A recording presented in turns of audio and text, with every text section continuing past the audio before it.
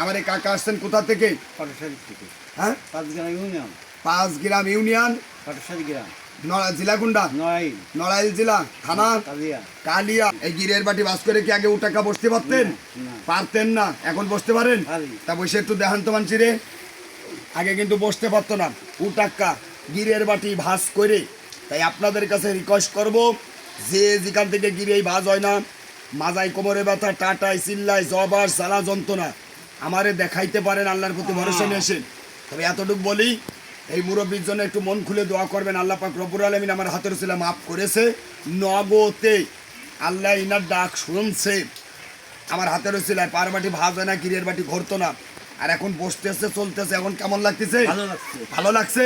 কারণ আলহামদুলিল্লাহ। আলহামদুলিল্লাহ। দোয়া করা দেবেন আমার জন্য?